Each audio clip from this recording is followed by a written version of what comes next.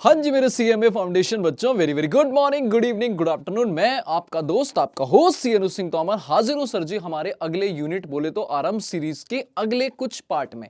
Sir हमारा पहला ही chapter चल रहा है, बहुत बड़े मतलब अगर चैप्टर देखा जाए तो उसमें कई सारे यूनिट्स हैं और उनमें से हमने 2 यूनिट्स खत्म कर लिए थे। अकाउंटिंग का बेसिक फंडामेंटल क्या होता है, क्या होती है अकाउंट्स, क्या होता है प्रोसेस वगैरह वगैरह पढ़ लिया था। फिर हमने दूसरा यूनिट पढ़ा था अकाउंटिंग प्रिंसिपल्स क्या होते हैं, बहुत बेहतरीन तरीके से इन डिटेल मैंने आपको समझाए थे सारे कॉन्सेप्ट, चाहे वो एक बिजनेस एंटिटी हो, चाहे वो गोइंग कंसर्न हो, चाहे वो कंसिस्टेंसी हो, चाहे वो कंजर्वेटिज्म हो, सब खत्म।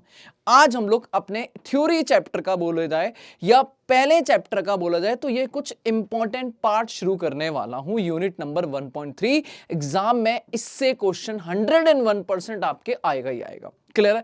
Capital versus revenue item, capital versus revenue expenditure, capital versus revenue receipts, हम सब करने वाले हैं और क्वेश्चन प्रैक्टिस करने वाले हैं। ठीक है, तो लेट्स बिगिन, शुरू करते हैं हम आज का सेशन। चलो जी, capital versus revenue, let's begin.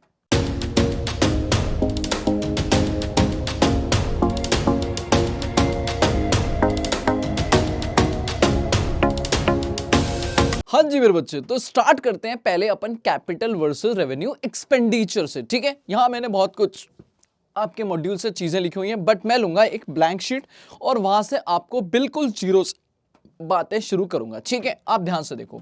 सबसे पहला वर्ड अगर हम शॉर्ट में करें, बहुत बड़ा यूनिट नहीं है, बहुत छोटा सा यूनिट है, थ्योरी के लिए बहुत छोटा सा है, बट ऑफ कोर्स क्वेश्चन करने वाले हैं तो मजा आएगा। तो मैं जल्दी से पहले इसकी बेसिक बातें खत्म करता हूं, फिर आपसे थोड़ी बातें करता हूं। हाँ हाँ हाँ, मेरा बच्चा कह रहा हमें पता है। बेटा नहीं पता है, पहली बात समझ ले। तुझे जो बचपन में सिखाया गया था वो कुछ इस तरीके से सिखाया गया था, जो रेगुलर खर्चे हैं वो रेवेन्यू, जो कभी कभार हो रहे हैं वो capital, but this is not 100% correct. इसमें बहुत सारे पॉइंट्स हैं जो मुझे आपको बताने हैं, तो आराम से सुन ध्यान से। सबसे पहली बात अगर मैं करूं एक्सपेंडिचर, एक्सपेंडिचर मतलब क्या होता है? एक्सपेंडिचर का मतलब होता है एनी टाइप ऑफ पेमेंट। अगर आप बिजनेस में किसी भी तरीके की, मेरे बच्चे, किसी भी तरीके की एनी टाइप ऑफ पेमेंट, अगर आप कोई भी तरीके की पेमेंट करते हो तो हम उसे एक्सपेंडिचर बोलते हैं कि भैया हमारे लिए खर्चा हो रहा है। ठीक है, कुछ प्रॉब्लम हो रही है यहां पे, पेमेंट बोलो, डन, पक्का, कोई टेंशन नहीं। मतलब किसी भी तरीके की अगर पेमेंट है तो उसे मैं खर्चा बोलता हूं। अब खर्चे जो हमारे अकाउंट्स में होते हैं बाबू, वो 2 तरीके के होते हैं। आप पहले आराम से सुनो। सबसे पहला होता है रेवेन्यू। अगर मैं बात करूं तो रेवेन्यू एक्सपेंडिचर, रेवेन्यू पेमेंट्स या रेवेन्यू एक्सपेंडिचर, कुछ भी बोलो मेरे बच्चे। और दूसरा होता है कैपिटल एक्सपेंडिचर। इसी पे सबसे ज्यादा क्वेश्चन है, हमें पूछा जाएगा रेवेन्यू कौन सा है, कैपिटल कौन सा है। क्यों सर, क्या फर्क पड़ता है? आराम सुन, मैं अभी ये नहीं बता रहा कि ये रेवेन्यू क्या होता है और एक्सपेंडिचर कैपिटल क्या होता है, बस मेरी बात सुनो। अगर आपके सामने रेवेन्यू एक्सपेंडिचर है या आपके सामने कैपिटल एक्सपेंडिचर है, तो सबसे पहला स्टेप होता है हम आइडेंटिफाई करते हैं कि कौन सा रेवेन्यू है और कौन सा कैपिटल है। उसके कुछ तरीके हैं जो मैं अभी सिखाने वाला हूं। लेकिन क्या फर्क पड़ रहा है, रेवेन्यू है या कैपिटल है? फर्क ये पड़ता है मेरे बच्चे, अगर वो रेवेन्यू आइटम है, अगर वो खर्चा रेवेन्यू है, तो वो मेरे फाइनल अकाउंट के या तो ट्रेडिंग अकाउंट, या तो ट्रेडिंग अकाउंट या फिर पीएनएल अकाउंट में जाएगा। मतलब या तो ट्रेडिंग या पीएनएल अकाउंट में वो खर्चा जाएगा, या तो वो मेरे ट्रेडिंग के डेबिट साइड में जाएगा या पीएनएल में जाएगा। ये बात याद रखना, मतलब वो प्योर आपके बिजनेस का एक्सपेंस है, खर्चा है। एक्सपेंडिचर रेवेन्यू मतलब खर्चा है, खर्चा है तो ट्रेडिंग या पीएनएल की डेबिट साइड में जाएगा, बात खत्म। लेकिन अगर वो कैपिटल है मेरे बच्चे, अगर वो खर्चा कैपिटल नेचर का है तो वो हमारी एसेट बनेगी। वो हमारी क्या बनेगी? एसेट। और बेटा एसेट कहां जाती है? एसेट की बात करूं तो वो जाएगा बच्चे बैलेंस शीट में। कहां जाएगा? Balance sheet. बात समझ आ रही है? पहले ट्रीटमेंट बड़ा इंपॉर्टेंट है, इसीलिए इसकी क्लासिफिकेशन इंपॉर्टेंट बन जाती है कि अगर वो रेवेन्यू है तो मेरा पीएनएल में जाएगा, खर्चे में जाएगा, डेबिट में जहां भी जा रहा है, ट्रेडिंग, पीएनएल वगैरह वगैरह। अगर वो कैपिटल है वो मेरी बैलेंस शीट की एसेट में जाएगा। अब नाउ पॉइंट आते हैं, मेरे बच्चे को ये क्लियर हो गया कौन सी चीज कहां जाने वाली है। इसीलिए हमें कोई भी पेमेंट हो रही है तो उसे बड़े ध्यान से सोचना है कि ये पेमेंट मेरा खर्चा है या मेरी एसेट है, खर्चे में जाएगा या एसेट में जाएगा। अब इसी पे मैं डिस्कशन करता हूं। मजे की बात है, हम सबसे पहले डिस्कशन करते हैं कैपिटल क्या होता है, क्योंकि जो भी कैपिटल है उसको छोड़ दिया जाए तो रेवेन्यू बनता है। हमारा जो एएस है या हमारा जो भी आगे जाके अकाउंट्स पढ़ोगे उसमें वो कैपिटल को डिफाइन करता है, रेवेन्यू को कहता है other than capital is a revenue, other than capital is a revenue. तो कैपिटल पहले समझते हैं फिर रेवेन्यू पे आते हैं। मेरे बच्चे, कैपिटल एक्सपेंडिचर क्या होता है? अगर मैं बात करूं तो कैपिटल एक्सपेंडिचर क्या होता है? आराम सुनना। आप जब भी कोई भी एक्सपेंस करते हो तो उसमें ये कुछ फीचर्स अगर मिलते हैं तो आप उन्हें जनरली कैपिटल बोलते हो। पहले मैं आपको बिल्कुल बच्चों वाली बात सिखाता हूं जो आपने 11th में पढ़ी होगी, जो बच्चों को सिखाया जाता है। कैपिटल एक्सपेंडिचर वो टाइप की पेमेंट होती हैं जो नॉन रिकरिंग इन नेचर होती हैं, नॉन रिकरिंग। पहले मैं बिल्कुल आपको 11th वाली बातें बताता हूं। नॉन रिकरिंग नेचर मतलब जो रेगुलर नहीं है, नॉन रेगुलर। मेरे बिजनेस की नॉन रेगुलर पेमेंट्स अगर मैं बोलूं करूं तो मैं एम्प्लॉय को सैलरी हर महीने देता हूं, इलेक्ट्रिसिटी रेंट हर महीने देता हूं भैया, वगैरह वगैरह खर्चाएं जो भैया मैं रेगुलर बेस में पे करता हूं। पर एसेट क्या मैं रेगुलर खरीदता हूं? नहीं सर। क्या मैं जो कोई मान लो कोई पैसा इन्वेस्ट कर रहा हूं या कहीं लगा रहा हूं, क्या मैं रेगुलर ना? तो पॉइंट ये है कि जो भी नॉन रेगुलर पेमेंट्स हैं, मशीन खरीद रहा हूं, बिल्डिंग खरीद रहा हूं, फर्नीचर खरीद रहा हूं, ये सब पॉइंट इज नॉन रेगुलर, ये रोज नहीं खरीद रहा। और दूसरी बात जो भी इंपॉर्टेंट ये नहीं है रेगुलर है या नॉन रेगुलर है, इंपॉर्टेंट जो आपको याद रखना है वो ये है कि अगर उस पेमेंट से बेटा आप किसी भी पेमेंट को करते हो, देखो सिंपल तरीका ये है कि किसी भी पेमेंट को अगर आप करते हो तो क्यों करनी है, किसी को पेमेंट क्यों देना है अपना पैसा? क्योंकि आपको उससे बदले में रिटर्न में समथिंग इन रिटर्न कुछ चाहिए।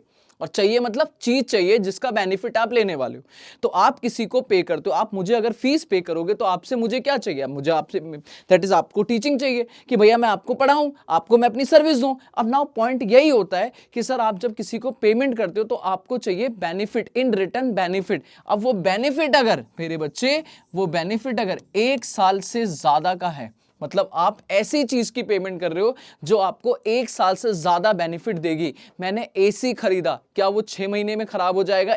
नहीं सर, वो चलेगा 2-3 साल। मैंने फर्नीचर खरीदा, चलेगा 2-3 साल। मैंने कैमरा खरीदा, चलेगा 2-3 साल। मैंने लैपटॉप खरीदा, चलेगा 2-3 साल। मैंने डिजिटल बोर्ड खरीदा, चलेगा 2-3 साल।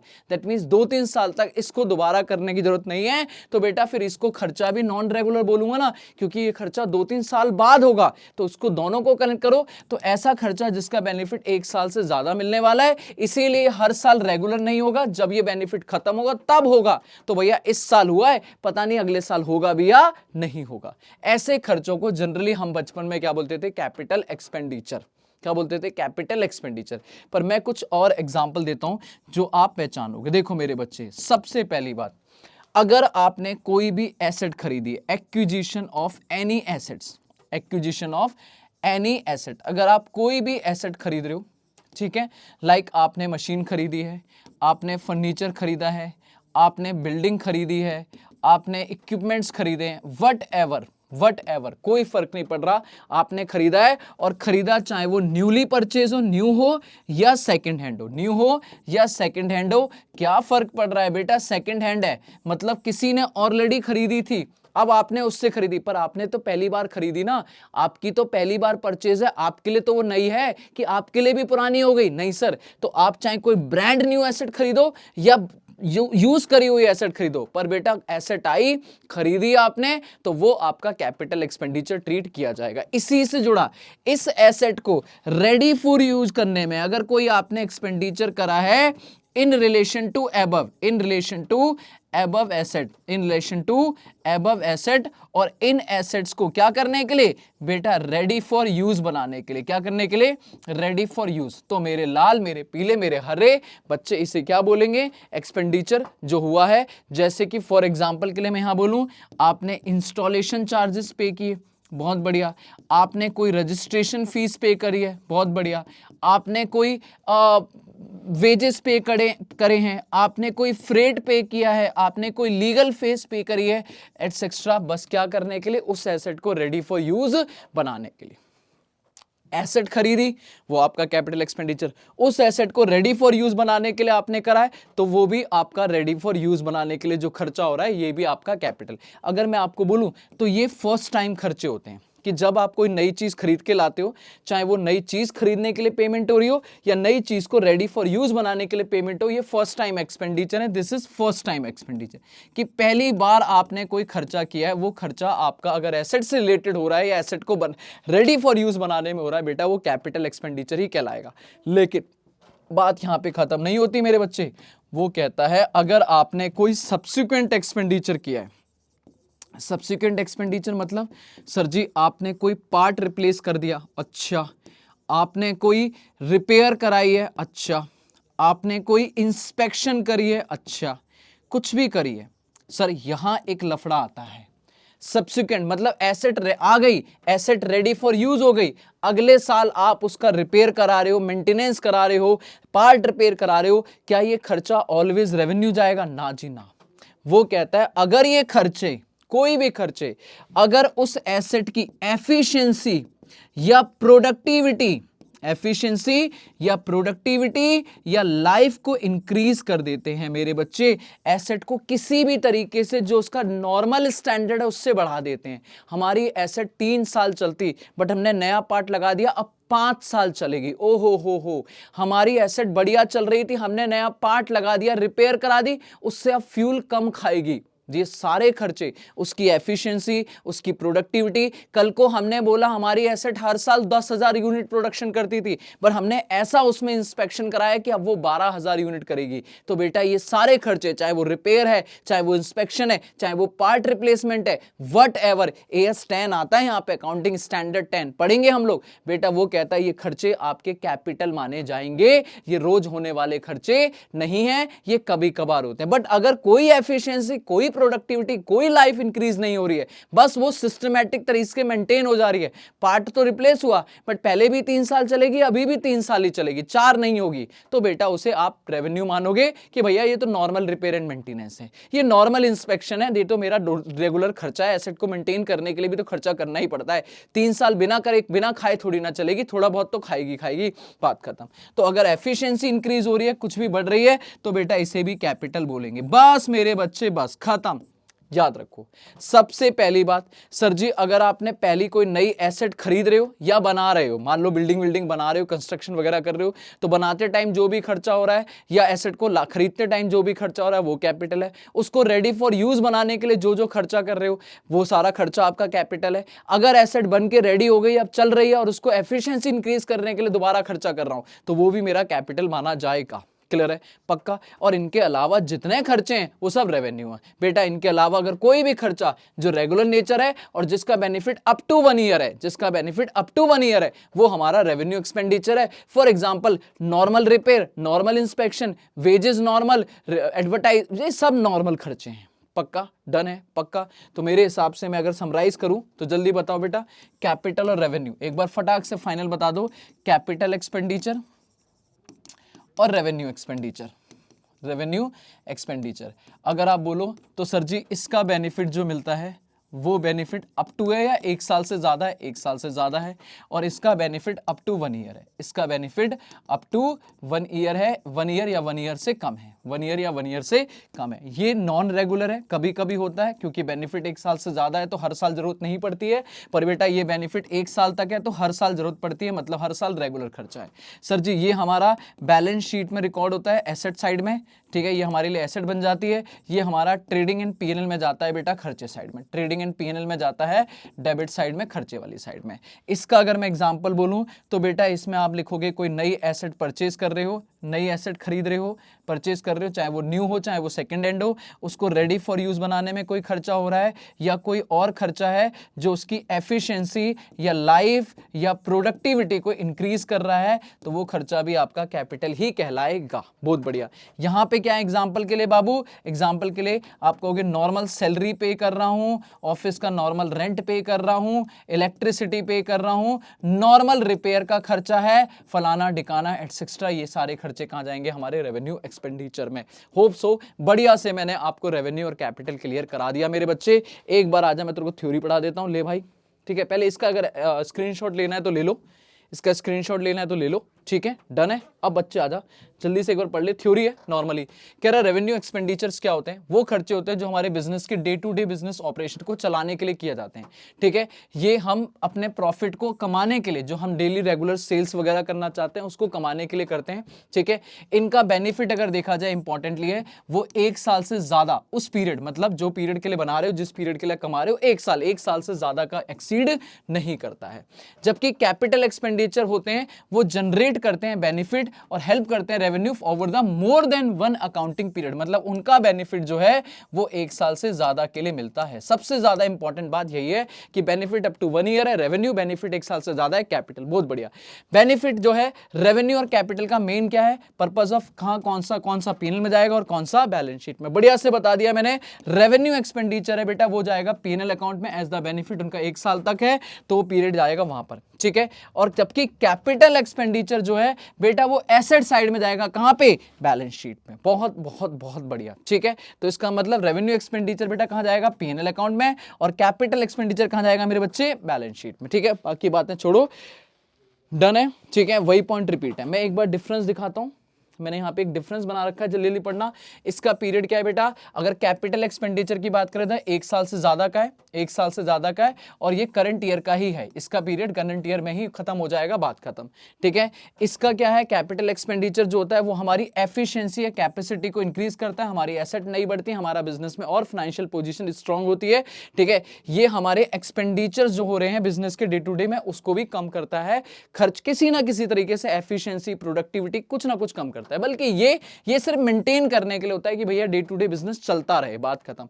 ये नॉर्मली एग्जांपल मैंने यहां पे डाल दिया, आप और भी डाल सकते थे। एक और डिफरेंस है क्या, ठीक है, नहीं डिफरेंस तो खत्म। वैसे यहां पे एक और डिफरेंस आता है, ये बैलेंस शीट में जाएगा बाबू और ये पीएनएल में। बैलेंस डिफरेंस मैंने आपको बता ही दिया, कोई टेंशन वाली बात नहीं है। चलो मेरे बच्चे क्वेश्चन कराता हूं मैं आपको। आओ भाई, क्वेश्चन नंबर 1 है आपके मॉड्यूल का है भाई, सीएमए जी आपके स्टडी मैट का क्वेश्चन है, एक्सक्लूसिवली आपके लिए ही है भाई साहब, आपके लिए ही है। पढ़ लो मेरे बच्चे, आ जा।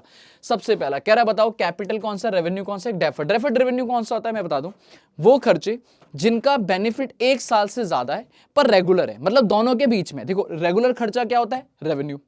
बेनिफिट 1 साल से ज्यादा है तो क्या है, कैपिटल। ये ऐसा खर्चा है जो रेगुलर तो है पर इसका बेनिफिट 1 साल से ज्यादा मिलता है। एडवर्टाइजमेंट एक्सपेंस, सीधी सिंपल बात, एडवर्टाइजमेंट का खर्चा जब आप करते हो तो बिजनेस के लिए रेगुलर होता है बट इसका बेनिफिट 1 साल से ज्यादा होता है, तो हम धीरे धीरे से पीएनएल में डालते हैं, तो ये थोड़ा पीएनएल में जाता है, थोड़ा बैलेंस शीट में जाता है, ठीक है। इसे तो फिक्टिशियस एसेट का भी नाम देते हैं, ठीक है, तो कोई टेंशन नहीं। आ जा, अब आ।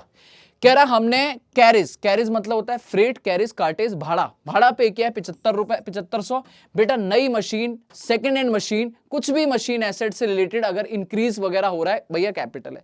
कह रहा 7,500 का हमने खर्चा किया था, मशीन परचेज करी थी, ओ हो नई मशीन आ रही है मेरे बच्चे और उसे इंस्टॉल किया था, क्या बोलेंगे, कैपिटल एक्सपेंडिचर। बहुत बढ़िया, आगे चल भाई। हैवी एडवर्टाइजिंग करी है हमने 20,000 की, एडवर्टाइजिंग खर्चा कर रहे हैं। Launching of company new product, बेटा एडवर्टाइजिंग समवेयर आप डालोगे डेफर्ड रेवेन्यू में कि भाई अगर इसका पैसा 1 साल से ज्यादा के लिए है तो डेफिनेटली धीरे धीरे अमोर्टाइज होगा। एडवर्टाइजिंग खर्चा आपका हमेशा कहां जाएगा, डेफर्ड में। 200 रुपए पे किया है सर्विसिंग कंपनी की व्हीकल, कंपनी की कार वार है उसके करने के लिए। 50 रुपए और पे किया ऑयल चेंज करने के लिए। बेटा बर पॉइंट ये आपकी पुरानी कार है, ये नहीं बोल रहा नई कार है, कार चल रही है, कंपनी की खुद की व्हीकल है भैया, कार है, उसकी सर्विसिंग कराई है, उसका ऑयल चेंज कराया, ठीक है। दैट इज एसेट नई नहीं आ रही है, पुरानी एसेट है, पर पुरानी एसेट पे अगर कोई खर्चा हो रहा है तो उसकी कुछ तो इंक्रीज करो, एफिशिएंसी प्रोडक्टिविटी कुछ तो इंक्रीज हो। ऑयल चेंज हो रहा है, ऑयल चेंज से वो अच्छे से चलेगी, सर्विसिंग से अच्छे से चलेगी, मेंटेन रहेगी, एफिशिएंसी नहीं इंक्रीज करा, जब तक बोलेगा नहीं हम मानेंगे नहीं। मतलब भैया ये हमारा कोई भी एफिशिएंसी वगैरह इंक्रीज नहीं कर रहा, रेवेन्यू ट्रीट करेंगे। बहुत बढ़िया। बेटा कंस्ट्रक्शन कर रहे हैं बेसमेंट जिसकी 1,95,000 की कॉस्ट है फैक्ट्री प्रीमिसेस पे, फैक्ट्री प्रीमिसेस का बेसमेंट बनवा रहे हैं। बाबू कुछ भी बनवाओ, एक बात बताओ, बेसमेंट बनवाने से क्या एफिशिएंसी बढ़ेगी? हाँ ऑफ कोर्स, एक पार्ट नया ऐड हो जाएगा ना, पहले जो 3 फ्लोर थी अब वो 4 फ्लोर होगा, नीचे भी हम स्टोर कर सकते हैं, नीचे भी हम कुछ काम कर सकते हैं, तो हमारी एसेट की एफिशिएंसी या प्रोडक्टिविटी बढ़ेगी। ऑफ कोर्स कैपिटल एक तरह का नया कंस्ट्रक्शन हो रहा है, नया कंस्ट्रक्शन हो रहा है, ठीक है। चलो डन है। तो ये कैपिटल है, ये रेवेन्यू है, इसे डेफर्ड रेवेन्यू भी बोल देते हैं या रेवेन्यू एक्सपेंडिचर भी बोलते हो। वैसे इन्होंने AS 26 का दिया है, अकाउंटिंग स्टैंडर्ड कहता है कि भैया कोई भी खर्चा डेफर्ड नहीं होगा, एक बार में राइट ऑफ होगा। तो अपन रेवेन्यू होते हैं, ये आपको बचपन में पढ़ाया जाता था, डेफर्ड रेवेन्यू कंपनी के हिसाब से, अगर आप कंपनी की अकाउंटिंग कर रहे हो, देखो बैलेंस शीट अगर ये यहाँ कुछ लिखा नहीं है बाबू, हम अगर पार्टनरशिप या सोल प्रोप्राइटर की कर रहे हैं तो AS नहीं लगता हमारे ऊपर, नॉर्मली समझना। तो हम उसको डेफर्ड कर सकते हैं। बट अगर कंपनी है, ठीक है, या बड़ी पार्टनरशिप फॉर्म है, तो भैया आपको AS 26 के हिसाब से उसे पूरा का पूरा एक बार में राइट ऑफ करना पड़ेगा, तो फिर वो रेवेन्यू हो जाएगा। मतलब एज अ कंपनी बात करूं तो डेफर्ड नाम की कोई चीज नहीं है, ठीक है। चलो आगे आ जाओ जी। तो चलो सेकंड पॉइंट पे आते हैं बेटा। सेकंड पॉइंट क्या है? State whether the following are capital और रेवेन्यू एक्सपेंडिचर। बड़े आराम से देखना। एक पॉइंट है, कह रहा है हमने एक बिल पे किया है 10,000 रुपए का मिस्टर कुमार को, जो इंगेज था in the erection engineer, as a engineer था, इरेक्शन इंजीनियर मतलब मरम्मत वगैरह कर रहा था, to set up a new automatic machine जिसकी लागत है 20,000। बेटा नई मशीन की खुशबू आ गई, दैट मींस कैपिटल एक्सपेंडिचर। बात खत्म बेटा, नई एसेट लग रही है, कैपिटल एक्सपेंडिचर ऑफ कोर्स मान के चलेंगे, इसका बेनिफिट 1 साल से ज्यादा है।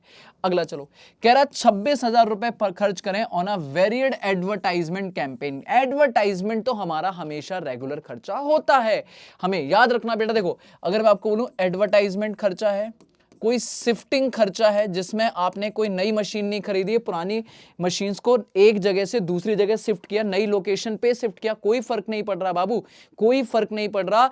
एक फैक्ट्री से दूसरी फैक्ट्री में शिफ्ट करने से आपकी मशीन्स की कैपेसिटी एफिशिएंसी नहीं बढ़ जाएगी, ठीक है। कोई इनॉग्रेशन खर्चा है, इनॉग्रेशन समझते हो? इनॉग्रेशन मतलब अगर आपने कोई नई फैक्ट्री ओपन करी और उस पर पंडित जी बुलाए नारियल फोड़ने के लिए, तो वो इनॉग्रेशन खर्चा है, उससे कोई फैक्ट्री की लाइफ थोड़ी ना बढ़ जाएगी, ठीक है। तो याद रखना, तो एडवर्टाइजमेंट खर्चा है जिसे आपने रेगुलर बेसिस पे लेते हो, लोग खुद ही बोल रहा रेगुलर है हमारे लिए। और पीक फेस्टिवल सीजन, दिवाली है, होली है सर जी, तो क्या फर्क पड़ रहा है, खर्चा तो रेगुलर ही है, रेवेन्यू ही ट्रीट करा जाएगा। आगे चलो, कह रहा है in accordance with the long term plan, oh my God, long term plan providing a well equipment labour welfare के अंदर हमने एक लॉन्ग टर्म प्लान में 90,000 रुपए खर्च किए हैं, ताकि budgeted allocation for the year, जो हमारा बजट आ रहा है उसके हिसाब से नंबर। देखो लॉन्ग टर्म प्लान है, इसका मतलब इसका बेनिफिट 1 साल से ज्यादा मिलने वाला है। सिंपल सी बात है, अगर बेनिफिट 1 साल से ज्यादा मिलने वाला है तो वो हमारे लिए क्या हो जाएगा, कैपिटल एक्सपेंडिचर। वैसे अगर यहां पे ये लॉन्ग टर्म वाली बात ना लिखी होती तो मैं इसे रेवेन्यू ट्रीट करता, एम्प्लॉय का नॉर्मल खर्चा मानता, पर बोल रहा long term plan, that means वो हमारे लिए कैपिटल एक्सपेंडिचर ट्रीट हो जाएगा। तो 2 कैपिटल और 1 रेवेन्यू, फटाक से आंसर देख लो। 2 कैपिटल है, पहला कैपिटल दूसरा कैपिटल क्योंकि लॉन्ग टर्म है, ये रेवेन्यू है क्योंकि एडवर्टाइजमेंट खर्चा तो हमारा रेवेन्यू ही कहलाएगा। आ जा मेरे बच्चे, क्लासीफाई द फॉलोइंग आइटम, पर जल्दी पढ़। एक हमारा एक्सटेंशन, एक्सटेंशन मतलब होता है बढ़ाना, कोई चीज यहां से यहां जा रही है। बेटा जब आप कोई भी चीज बढ़ाते हो, चाहे बिल्डिंग एक्सटेंड करते हो, जैसे मान लो आपने बिल्डिंग के 2 फ्लोर हैं, आपने तीसरा फ्लोर बना दिया, या आप कुछ भी एक्सटेंशन करते हो, तो बेटा उससे उसकी प्रोडक्ट कहीं ना कहीं कह सकता हूं ना, उससे उसकी बेनिफिट बढ़ते हैं ना। मान लो मेरे पास 2 फ्लोर थे, अभी 3 फ्लोर हो गए, तो बेनिफिट उतने ही रहेंगे या बढ़ेंगे? ऑफ कोर्स बढ़ेंगे। तो वो कह रहा है रेलवे ट्रैक को हमने एक्सटेंशन और बढ़वाया अपने फैक्ट्री एरिया तक, तो बेटा आपको फायदा मिलेगा। और रेलवे ट्रैक कोई 1 दिन 2 दिन के लिए होता है क्या, सालों सालों के लिए होता है। Of course capital expenditure, of course capital expenditure. बहुत बढ़िया, अगला आ जाओ। वेजेस पे क्या है, मशीन को ऑपरेट करने के लिए। अब यहां नई मशीन लिखा है क्या, नई मशीन है या पुरानी मशीन है? पुरानी मशीन को ऑपरेट, भैया कुछ नहीं, कोई एफिशिएंसी कुछ नहीं बढ़ रही है, रेवेन्यू एक्सपेंडिचर, रेवेन्यू एक्सपेंडिचर। बहुत बढ़िया। इंस्टॉलेशन को, अरे वाह, नई मशीन आई है, अब तो नई खुशबू आ गई, दैट इज कैपिटल एक्सपेंडिचर। नई मशीन देखते ही कैपिटल एक्सपेंडिचर। कह रहा मटेरियल पे क्या, extension to foreman office in the factory, जो हमारा फॉरमैन का ऑफिस है उसको बढ़ा रहे हैं।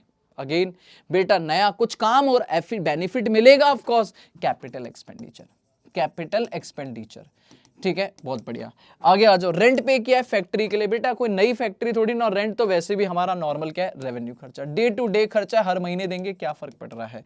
पेमेंट करिए computer time to operate new store control system पर। अब यहां बच्चा गलती करेगा, बेटा ये कोई नई मशीन नहीं है, ये हमने एक सिस्टम नया लगवाया है और उसको ऑपरेट करने के लिए कंप्यूटर वाले को टाइम दे रहे हैं, जो भी हम पैसा दे रहे हैं। दिस इज नॉर्मल रेगुलर खर्चा। हमने कोई नया सॉफ्टवेयर डाल दिया तो सॉफ्टवेयर की कॉस्ट तो हमारी चलो सॉफ्टवेयर कॉस्ट होती तो वो हमारी कैपिटल में होती, क्या भैया वो सॉफ्टवेयर हमें 1 साल से ज्यादा बेनिफिट देगा, चलेगा।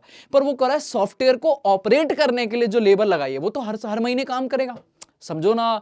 अगर ये नई सिस्टम जो लगा होता है इसकी कॉस्ट निकाल रहे होते तो मैं इसे एक तरह को कैपिटल बोल देता, बट इसको चलाने के लिए जो खर्चा हो रहा है वो तो रेवेन्यू, वो तो रेगुलर खर्चा, हर साल होगा, हर महीने होगा, रेवेन्यू खर्चा। ओ गलती करोगे, यहां पे गलती कर सकते हो, ध्यान से। लास्ट, वेजेस पे के अपने एम्प्लॉयज को बिल्डिंग बनवा रहे हो फॉरमैन ऑफिस के लिए। बेटा क्या फर्क पड़ रहा है, अपने एम्प्लॉय हैं पर आपने बिल्डिंग तो बनवा रहे हो। अगर बिल्डिंग बनवा रहे हो, बिल्डिंग बनवा रहे हो तो भाई साहब फिर आपके लिए वो कैपिटल एक्सपेंडिचर कहलाएगा। कैपिटल एक्सपेंडिचर कहलाएगा, क्योंकि लेबर लगी हुई है, अपनी ही लेबर लगी है जो बिल्डिंग बना रही है फॉरमैन ऑफिस के लिए, बेटा कैपिटल एक्सपेंडिचर है। ठीक है, आ जाओ भाई, देख लो आप यहाँ पे सॉल्यूशन। ठीक है, यहाँ पे देख लेना सॉल्यूशन। ऑलमोस्ट वेजेस पे किया है, वो कैपिटल है। ये आपने कंप्यूटर टाइम को ऑपरेट करना, ये हमारे लिए रेवेन्यू ही ट्रीट होगा। नॉर्मल बिजनेस है तो रेवेन्यू ट्रीट होगा। रेंट पे फैक्ट्री का नॉर्मल रेवेन्यू खर्चा है। ठीक है, मटेरियल बिल्डिंग को बढ़ाने के लिए आपका कैपिटल खर्चा है। इंस्टॉलेशन नई प्रोडक्शन मशीन के लिए कैपिटल खर्चा है। मशीन को ऑपरेट करने के लिए भैया नॉर्मल मशीन ऑपरेट है, कोई नई मशीन थोड़ी ना, रेवेन्यू खर्चा है। और अगर रेलवे ट्रैक बढ़ा रहे हो तो बेटा कैपिटल खर्चा है, क्योंकि उसका कहीं ना कहीं बेनिफिट आपको 1 साल से ज्यादा के लिए मिलेगा। और किसी भी चीज की एक्सटेंशन करना मतलब बढ़ाना, that means extra benefit arise करना। बहुत बढ़िया, चलो आगे आ जाओ। कह रहा है कौन सा बताओ इसमें से, payment wages of one own employ, अपने एक एम्प्लॉय को बिल्डिंग, वही सेम रिपीट फालतू का क्वेश्चन आया। कह रहा हम अपना नया ऑफिस बनवा रहे हैं, उसके लिए हम पेमेंट कर रहे हैं। तो ऑफिस बनवा रहे हो मतलब नई खुशबू आ रही है, कैपिटल एक्सपेंडिचर। ये कोई मेंटेन करने के लिए नहीं हो रहा, ऑफिस बनाने के लिए खर्चा हो रहा है, कैपिटल एक्सपेंडिचर। उसी बिल्डिंग की कॉस्ट में ऐड कर देंगे। रेगुलर हायर, रेगुलर सुनते ही मेरा टाइम पास हो जाएगा बेटा। रेगुलर हायरिंग चल रही है कंप्यूटर टाइम के लिए, फर्म अकाउंट बनाने के लिए, रेवेन्यू एक्सपेंडिचर, रेगुलर अकाउंटेंट का खर्चा हो रहा है, कोई दिक्कत नहीं। नई कंप्यूटर खरीदे हैं बेटा ऑफिस के लिए, क्या फर्क पड़ रहा है, नए कंप्यूटर है, नई खुशबू आई, कैपिटल एक्सपेंडिचर। बहुत बढ़िया। ठीक है, अगला बताओ, मोटर व्हीकल हम यूज कर रहे हैं और हमने उसे हायर्ड मतलब रेंट पे लिया है 5 सालों के लिए, हर महीने हर 6 महीने में हमें देना पड़ता है। रेगुलर खर्चा है भाई, रेगुलर खर्चा है, कोई खरीद थोड़ी ना लिए, रेंट पे लिए। रेंट पे करना is a revenue expenditure, rent पे करना इज अ रेवेन्यू एक्सपेंडिचर। तो 2 रेवेन्यू 2 कैपिटल। बहुत बढ़िया, सॉल्यूशन चेक कर ले मेरे बच्चे। पहला कैपिटल है, क्योंकि नई मशीन बन रही है। फिर आपने नई कंप्यूटर खरीदा, कैपिटल है। बाकी कंप्यूटर हायर रेगुलर है, रेवेन्यू खर्चा है। और बेटा हायर मोटर व्हीकल रेंट पे कर रहा है, रेवेन्यू खर्चा है। चल भाई, लास्ट है मेरी तरफ से, बाकी अपने मॉड्यूल में जाके और क्वेश्चन प्रैक्टिस कर लियो। लास्ट क्वेश्चन है, आराम से देख ले। कह रहा है फ्रेट एंड कार्टेज पे किया है, भाड़ा पे किया है बेटा, नई मशीन, ओ हो मरम्मत करा रहे हो, नई मशीन से रिलेटेड जो भी खर्चा है, नई खुशबू बोले तो कैपिटल एक्सपेंडिचर। बहुत बहुत बढ़िया। ठीक है, पहला पॉइंट। दूसरा भी छोड़ना 2 मिनट के लिए। तीसरा कह रहा है 400 रुपए पे किए हमने painting of the factory, factory में पेंट हो रही है। अब बेटा कोई नई फैक्ट्री है क्या? हाँ भाई, कोई नई फैक्ट्री है या पेंटिंग से एफिशिएंसी बढ़ जाएगी? देखो अगर नई है तो कोई दिक्कत नहीं है, कैपिटल हो जाएगा। और अगर पुरानी है लेकिन पेंटिंग करने से लाइफ बढ़ जाएगी ना, ऐसा कुछ नहीं है। मेंटेन करने के लिए की जाती है रेवेन्यू एक्सपेंडिचर, रेवेन्यू एक्सपेंडिचर। बहुत बढ़िया। लास्ट 8200 पे किया, रिपेयर कराई है, किस पर? Before using a second hand machine purchase. क्या फर्क पड़ रहा है, सेकेंड हैंड मशीन खरीदी है, पर हमारे लिए तो बेटा न्यू है, हमारे लिए तो न्यू है। तो इसको यूज करने से पहले थोड़ी रिपेयर कराई है, तो बेटा अभी नई नई है, कैपिटल में जाएगी। भले ही रिपेयर है पर बेटा हमारे लिए नई है ना, नई पर खर्चा हो रहा है तो वो क्या एक्सपेंडिचर ही ट्रीट होगा। 3 पॉइंट खत्म। नॉर्मल पेंट करा रहे हो, रेवेन्यू। नई मशीन खरीदी है, चाहे सेकंड हैंड मशीनरी है, कैपिटल। और ऊपर वाली तो नई मशीन है। बीच में कह रहा है हमने एक फिक्सर था, हमारा एक फिक्सर था। फिक्सर क्या होता है? जो फर्नीचर का पार्ट है जो फिक्स्ड हो गया है। मतलब मान लो चेयर में लेके घूम सकता हूं तो वो फर्नीचर फिक्स्ड है। पर मान लो मैंने अलमीरा बना दी और वो फिट कर दी तो वो फिक्सर कहला जाएगा। ठीक है, कह रहा है जिसकी बुक वैल्यू थी 2500 की, हमने उसे बेच दिया 1600 रुपए में। अच्छा, तो 2500 की चीज हमने 1600 रुपए में बेच दी। बहुत बढ़िया, 1600 की उसकी sale value. And new furniture हमने ले लिया 4000 का, वर एक्वायर्ड। अच्छा, इसके बदले 4000 का नया ले लिया और कार्टेज पे करा है परचेज 100 रुपए। अब वो कह रहा है भाई साहब क्या होगा? देखो, एसेट बेचना इज नॉट इंपॉर्टेंट, उसमें पेमेंट नहीं है। पेमेंट जो हुई है, एक तो फर्नीचर फिक्सर आया हमारे पास और फिक्सर को लाने में हमने कुछ कार्टेज पे करी है, कुछ भाड़ा पे किया। बेटा क्या है, नया ही आ रहा है ना, कैपिटल है, नहीं आ रहा है, कैपिटल एक्सपेंडिचर है। मतलब आप बोलोगे, अगर ध्यान से देखो तो आप कहोगे अगर एंट्री करूं तो मैं क्या करूंगा बताओ? मैं कहूंगा new furniture account debit, new furniture account debit, 4000 का वो 4100 की मेरी एसेट आएगी, पक्की बात। और बेटा क्या होगा, टू फर्नीचर फिक्सर जाएगा, फिक्सर जाएगा जिसकी वैल्यू कितनी है 2500 की, वैल्यू कितनी है 2500 की। अब 2500 की चीज 1600 में बेची है तो लॉस होगा, loss on sale, loss on sale, debit कितना 900। और जो बाकी बचेगा वो मुझे कैश में पे करना पड़ेगा, टू कैश अकाउंट, कि भाई इतना डिफरेंस बचा। भाई सिंपल है ना, 2500 की चीज 900 रुपए में दी तो 1600 रुपए का तो आता था, लेकिन 1600 के बदले में मैंने 4100 रुपए की चीज ले ली, तो जो बाकी है वो मुझे कैपिटल एक्सपेंडिचर में पे करना पड़ेगा। देखा जाए तो ऑलमोस्ट 2500 रुपए के आसपास मुझे और पे करना पड़ सकता है। है ना, 2500 रुपए के और आसपास पे करना पड़ सकता है। तो this is pure capital expenditure, हमने नई एसेट खरीदी है। ठीक है, पढ़ के देखो मेरे बच्चे जल्दी से। कह रहा भाई फ्रेट जो नई मशीन खरीदी है वो कैपिटल एक्सपेंडिचर है, जो नॉर्मल पेंटिंग करा रहे हैं वो रेवेन्यू एक्सपेंडिचर है। सो सेकंड हैंड कार खरीद रहे हैं, क्या फर्क पड़ता है, वो भी कैपिटल एक्सपेंडिचर ही ट्रीट किया जाएगा। एसेट को बेचने पे जो लॉस हुआ 900 रुपए, वो तो आपका कैपिटल लॉस है, ऑफकोर्स पीएनएल में जाएगा, कोई दिक्कत नहीं। ठीक है, लॉस जो भी होते हैं ये वन टाइम नॉन रेगुलर है, आप इनको भरपाई कैपिटल रिजर्व से भी कर सकते हो। ठीक है, पर जो आपने मशीन खरीदी है, जो भी खरीदी है वो सारा कैपिटल एक्सपेंडिचर, 4100 प्लस 4100 रुपए का कैपिटल एक्सपेंडिचर है तो है। बस मेरे बच्चे, बस इतना ही है शायद मेरे। हाँ जी, थैंक यू, हो चुका है। इसका मतलब है हमने बढ़िया से कैपिटल और रेवेन्यू एक्सपेंडिचर की थ्योरी भी कर ली और मैंने क्वेश्चन भी करा दिया। ठीक है, थैंक यू सो मच। हम लोग अगली क्लास से शुरू करेंगे accounting process, general ledger trial balance. मजा आएगा, मजा आएगा मेरे बच्चे। ये आपका चैप्टर प्लीज अच्छे से पढ़ के जाना, इससे पक्का है एग्जाम में 1-2 नंबर के क्वेश्चंस आपके एमसीक्यू नजर आ सकते हैं। ठीक है, मैंने प्रॉपर पढ़ाया, इसी में से एमसीक्यू बन जाएंगे, कौन सा कैपिटल है, रेवेन्यू है, डेफर्ड रेवेन्यू है या नॉन। ठीक है, तो आपको पता होना चाहिए। चलो जी, बाय बाय, टेक केयर बच्चों।